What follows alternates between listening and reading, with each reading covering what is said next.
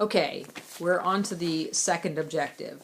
The second objective for Unit 1 states that students will clarify the distinction between church teaching, which is the result of reality, and rules that flow from this reality and regulate our behavior, and give an example.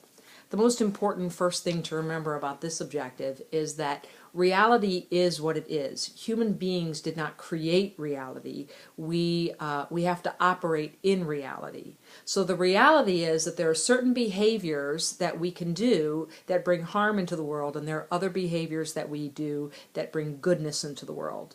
All right? If there's a behavior that brings harm into the world, even if we all get together and hope real hard that it'll stop bringing harm into the world, or even if we all get together and say, we don't believe that this particular behavior will bring harm into the world, it still does, because we don't create reality, okay?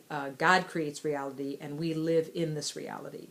So the purpose of church rules is basically to protect us from reality.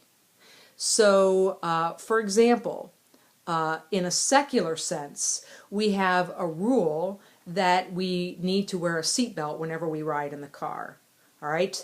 That rule is based in the reality that if we're riding in a car and a car gets in a car accident, the car gets into an accident, we will continue to move forward in the car at the rate of speed that the car was going, and will go directly through the windshield. So by wearing a seatbelt, we protect ourselves from that reality. We can't do anything to change that reality.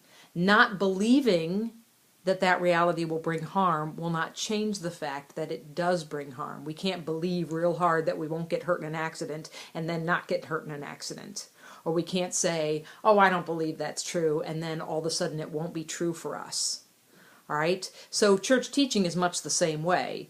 You know, if you take something like, for example, the subject of premarital sex that we're going to be talking about later on in this class, if we all get together and really try hard to believe that it won't cause us any harm, if it does cause harm, it still will, no matter what we believe. So whenever we're discussing a church rule, we need to make sure that we start by discussing the reality that that church rule is based in, or the principles that that church rule is based in. Because we can't change church teaching just simply because we don't like it, or because nobody follows it, or because it's unpopular, or because our current culture thinks that it should be changed. Whenever we're looking at a church rule to evaluate it, we need to discover, or we need to research and find out what principles or what realities that rule is based in, and then evaluate the rule from that standpoint. So even if no one wants to follow the rule, even if the rule is inconvenient, or even if we all really want to do something, if it causes harm, it just does. All right, the example I gave in class is diving into the shallow end of a swimming pool is very dangerous, and so there are rules that say no diving. If we got rid of the rule, it wouldn't change the reality that diving into the pool is dangerous. It would only achieve taking away the protection. All right, the rule is a protection from the harm that could be caused in the pool. And if we take away the rule, if we throw away the sign so that it no longer says no diving, we're not protecting ourselves. We're actually putting ourselves in danger by getting rid of that rule.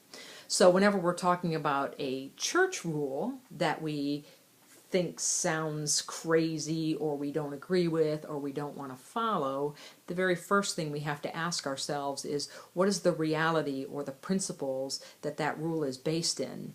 And if the reality is faulty, then the rule should be changed. But if the reality is true and holds true, then the rule should remain, no matter how difficult it might be for us to follow.